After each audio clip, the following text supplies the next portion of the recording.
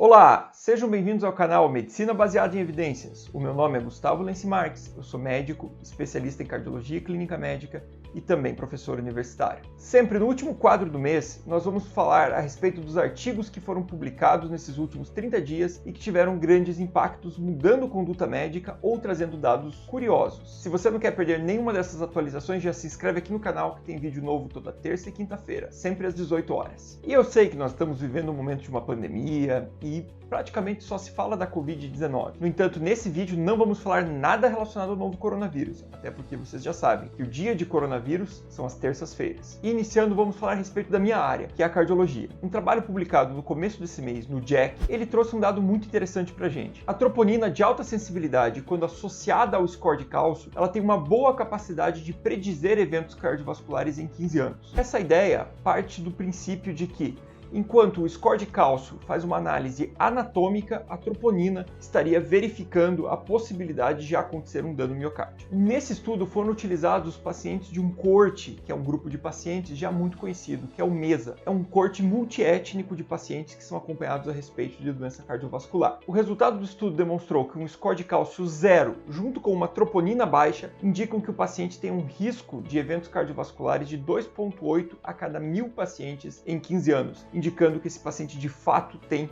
um baixo risco. Bem como, quando ambos estão elevados, o risco também é potencialmente maior. Esses dados podem nos direcionar a uma individualização terapêutica melhor para o paciente, vendo a agressividade do nosso tratamento, seja com a terapia hipolipemiante, seja com outras estratégias. E sem falar na perseguição de metas terapêuticas. O estudo completo você pode encontrar aqui na descrição. Falando agora na área da prevenção, uma crítica que muitas vezes tem sido feita é a respeito da definição de pré-doenças, que seriam aqueles pacientes que têm um risco maior de desenvolver a doença, mas ainda não têm. E quão agressivo deveríamos ser nesse tratamento? Inclusive isso gerou um questionamento no ano passado na revista Science, uma vez que, segundo o autor, mais de 30% da população dos Estados Unidos poderiam ser classificadas como portadores de pré-diabetes. Então, ele questionou nesse trabalho quais impactos realmente isso era uma doença ou era uma variação da normalidade, o que gerou bastante polêmica na época. No entanto, uma meta-análise publicada nesse mês, e uma meta-análise, para quem não sabe, é a análise conjunta de diversos estudos. Nesse caso, ela utilizou 184 estudos e mais de 10 milhões de pacientes. E parece que colocou de fato uma pá de cal nessa discussão. Ela demonstrou que sim, o pré-diabetes é uma condição que está associada a um risco cardiovascular maior, sendo que os pacientes que se encontram nessa condição podem apresentar um risco de até 15% maior no desenvolvimento de doenças cardíacas. E os que já têm doenças cardíacas estabelecidas e estão nessa condição podem apresentar um risco de até 36% maior de morte, demonstrando de fato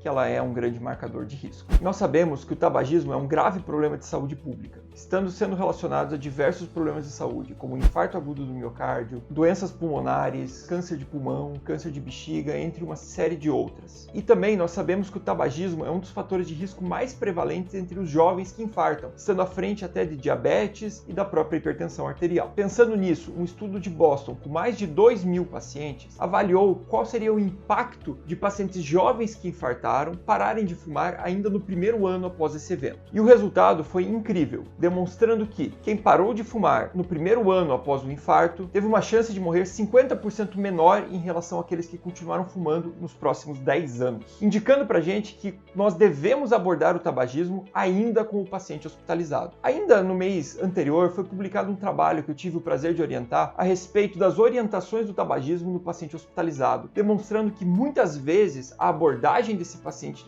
pré-alta, ela não é feita de forma adequada, sendo negligenciado muitas vezes o tratamento medicamentoso. Com isso, nós reforçamos a importância de abordar o tabagismo com o paciente ainda dentro do hospital e, se possível, em toda consulta médica para cessar esse hábito nocivo. Mas nem só de cardiologia vive esse canal. Falando com os colegas endocrinologistas e ginecologistas, foi publicado nesse mês as orientações do Colégio Americano de Endocrinologia a respeito do diagnóstico e tratamento da osteoporose nas mulheres pós-menopausa. Esse documento incluiu 12 pontos-chave com mais de 52 recomendações. Entre elas, nós podemos destacar o uso de ferramentas que auxiliam o diagnóstico do risco de fratura na osteoporose, entre elas reforçando o papel do FRAX nos pacientes com osteopenia para o diagnóstico de osteoporose e também um novo algoritmo de abordagem. Outro assunto que vinha sendo muito comentado pelos colegas oncologistas era o uso dos anticoagulantes orais de ação direta no tratamento dos fenômenos trombóticos nos pacientes com câncer. Até algum tempo atrás, o padrão ouro era o uso das heparinas de baixo peso molecular, principalmente motivado pelo estudo CLOT, que havia demonstrado a superioridade da dalteparina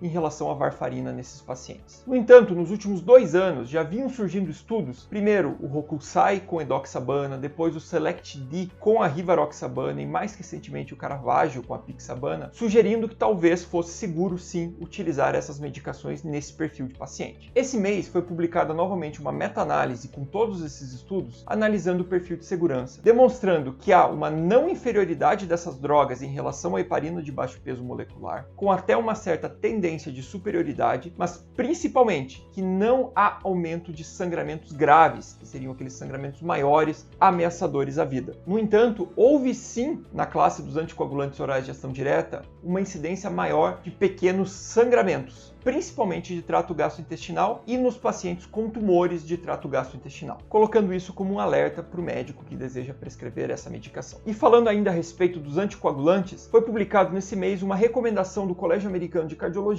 a respeito da abordagem dos pacientes que sangram utilizando anticoagulantes orais, sejam eles de ação direta, seja eles os antagonistas de vitamina K. Já na neurologia, o destaque desse mês foi o estudo que comparou AS com ticagrelor no tratamento do AVC, ou seja, a dupla terapia antiplaquetária. Essa estratégia demonstrou ser eficaz quanto à redução de recorrência de AVC, no entanto, com um aumento de sangramentos, incluindo o AVC hemorrágico. Sempre que nós estamos diante de uma situação em que teve um benefício, mas também essa estratégia apresentou um dano, nós precisamos calcular o NNT, que é o Number Need to Treat, que seria o número de pessoas que eu preciso tratar com essa estratégia para gerar um benefício. Quanto menor, melhor. E também preciso calcular o NNH, que é o Number Need to Harm, ou seja, o número necessário para causar um dano. Esse aqui, quanto maior, melhor. Então, quando nós fazemos essa análise com os dados desse estudo, nós vemos o seguinte dado. O NNT foi de 92, ou seja, para cada 92 pacientes tratados com essa estratégia, eu trago um benefício, o que pode parecer